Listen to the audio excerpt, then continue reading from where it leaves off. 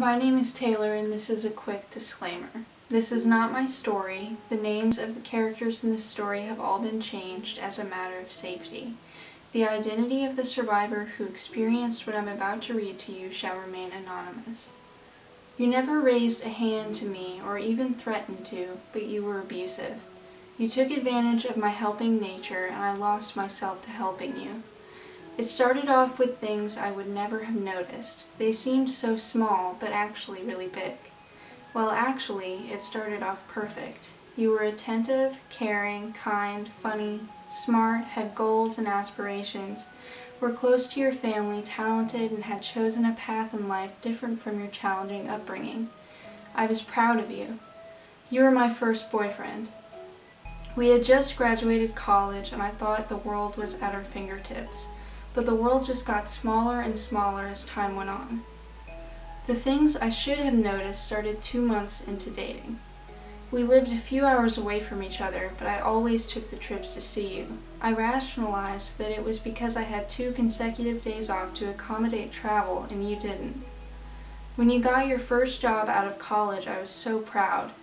It was a job where you had the ability to make a great deal of difference in people's lives. I fantasized that we were destined to be this amazing, social justice advocating power couple. Then you quickly got fired. I bought your story at the time as to why, but that became a pattern over the years. Hired, fired, it wasn't my fault, they're out to get me. It was never your fault. Nothing ever was. The universe was out to get you. When I got my first job out of college, I moved back to the area. I was over the moon. It was my dream job. I had wanted to work there since I was their intern advocating for sexual and domestic violence survivors. Your family offered me to stay for a while, but that became uncomfortable, and I decided to move to my own place closer to work. I didn't consult you because it didn't involve you. We had been dating a year, and it was 100% long distance other than those couple months. I didn't even know how we were as an actual couple at that point. I wanted to learn who I was and who you were and who we were. I wanted to be picked up for dates and kissed goodnight at my door and sent flowers and all that other mushy stuff in a relationship. I sought out and rented my own 425 square foot studio apartment, and you were so mad, but no, not mad, you were hurt that I didn't think about us. So hurt, you told me that you refused to pay rent because I didn't consult you. Well, I didn't consult you because I didn't want to live with you. That is what I wish I said, but I was still trying to figure out the relationship, and I never said it. That was the biggest mistake I have ever made in my life, hands down. I should have enforced my boundaries and put you in your place right there. Shit, that is what I was teaching people to do every day at work. My boundaries were crossed every single day for the remaining 4 years of our relationship, and it wore me out. I never got those dates, and I can count on one hand the times I got flowers, but you always made sure you could have your cigarettes, alcohol, and whatever other perks you felt you needed. I lost myself because you and I were wrong, unless I was agreeing with you. I have absolutely no idea why I believed anything you said when I absolutely knew you were wrong, but I did. I stopped listening to my music because my music was stupid according to you. We didn't go to the beach because you liked lakes. We rarely visited my family because they were too far, but we saw yours multiple times a week. When we did go to see my family, you made sure we arrived late and left as fast as possible.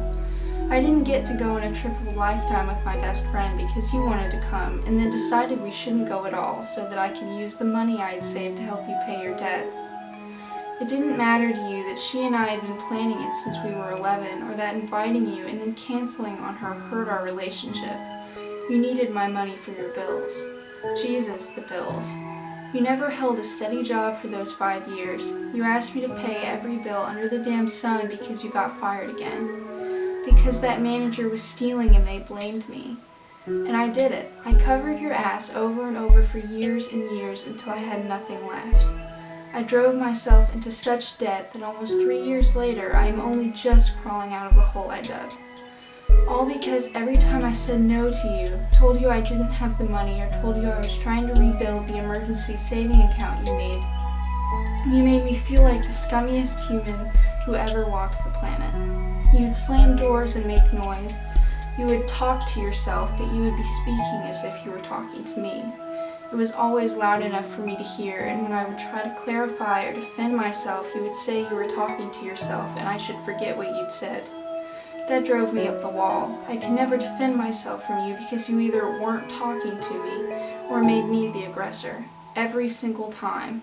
You made me feel so guilty saying no to you because all the things you would have to do and people you would have to ask for the money that I caved. Every single time. It became easier to skip utility payments than to tell you no. So I let you treat me like an ATM. If I ever showed how frustrated I was, you'd say in such a nasty tone, "Well, aren't you just so happy today?" and call me happy for a while. Most of the time I was close to tears. And I did all this and a million other things for you while lying to my friends and family about how great you were and how well we were doing. I hate liars, but I couldn't tell them the truth. I couldn't tell them how I hated being with you. I couldn't tell them about your finances, your jobs, the fact that you occasionally threatened to kill yourself, and don't ever think that I was not empathetic to traumas you had experienced. I lived through many of them with you, and they are the reason I gave you so many chances. You gave up on yourself, your goals, and your future. You just wanted me to fix everything that was inconvenient or hard, and I always tried to fix it because if it was your problem, then it was about to be my problem. I don't think I wanted to fix you or save you. I believe that I wanted to support you until you could get back to being the guy I met. We dated for 5 years. I lost a little bit of respect and love for you every day during years 3 through 5 until I resented you. The last year, I think I hated you. I don't really know. I was so depressed and anxious 24/7. I had gained so much weight, I had chest pains, I was exhausted from juggling all my lives and trying to keep you happy while working a full-time job, going to school, and maintaining an internship. I don't even remember most of 2016 to 2018. That span of years is pretty blank for me. You let me down more times than I can count, and I stopped trying to tell you about how you made me feel worthless or hurt because you would just make it about you. My pain was never about me. It was about how much pain I caused you by accusing you of causing me pain, making you the real victim again and again. I was always the bad guy. The absolute final and last straw, the moment that forced me to acknowledge what an absolute failure the relationship was the first time I, honest to God, truly needed you to step up for me and you weren't there.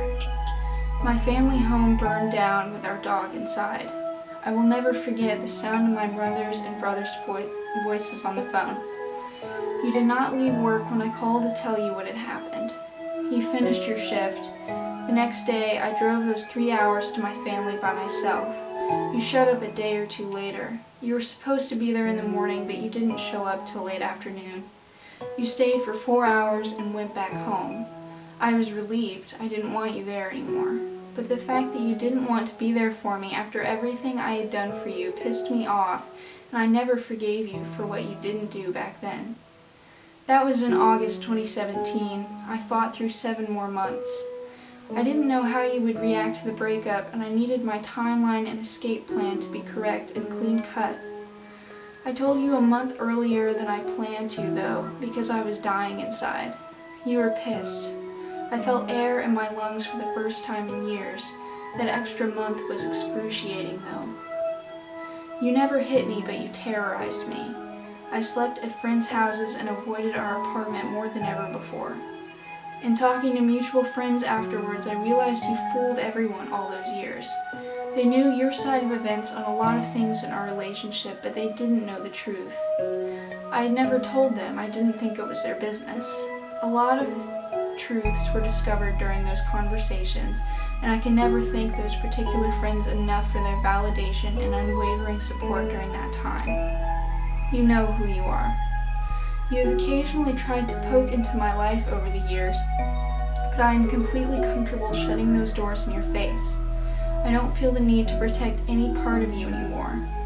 There are many other things that you did to me that I did not include here. It would be too much. I do not forgive you, and I don't feel like I need to. It may just be me, but I have always felt like forgiveness is more to ease the conscience of the offender than to soothe the soul of the victim. I moved on and let go. Maybe it's the same thing. I am in a happy, healthy, beautiful, mutual, equal, balanced, loving relationship, but I occasionally still feel your ghost lurking in the corners of my mind. I became cold for a while, unwilling to compromise on anything because I was afraid it would compromise everything I had worked to rebuild. My new partner knows everything about you, knows it and has experienced his own version of it. As such, we've agreed to communicate candidly about everything, and if we don't like the other is getting something, then we go over it again. We share ourselves, our interests, our passions, and our families. We share our plans for the future. We plan for things I never thought I wanted, but now I do because it's him and we are us. We do things he wants to do, and we do things I want to do. We take turns.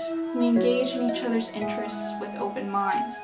I'm not a liar anymore. I smile for real again. I buy random crap from Etsy and Home Goods that I want because I can. I bought a mug that says happy because now I am, and every time I use it I think about how truly happy I am, and I mentally flip you off. I've started traveling again, pre-COVID. I read again. I listen to music again, and I dance around the house to anything and everything that sounds good to me. I am with friends and loved ones again. My childhood friend and I are planning new trips for post-COVID. I'm doing everything in my career that I set out to do and doing it well. I feel whole, happy, and free. I am me again. To that childhood friend, thank you for letting me lie to you when I needed to. I knew that you knew every time I lied, but I appreciate you letting me pretend when I needed to. Thanks for also kicking my ass and not mincing my words once I got to a point where I could hear your love. To my friends who supported me throughout the years, I knew you were there for me even if I pretended I didn't need you. Thank you. To my second mama, I could not have mentally survived the last year of that without you. Once you entered my life, you were the only one who knew what was happening in real time, and I am forever grateful for your love and support. To my actual mom, your strength in your own battles gives me the strength to fight my own every single day. You are incredible. To both of my fathers, thank you for being in my corner always. I know you didn't always know how to talk about it, but I know that you each always had my back. To my younger brother, continue to be the good man you are becoming. Don't always be a giver and don't always be a taker. Find balance. To anyone who read this, thanks for taking the time out of your day. It's my first time sharing publicly. Please always remember that just because they don't hit doesn't mean that they aren't abusive.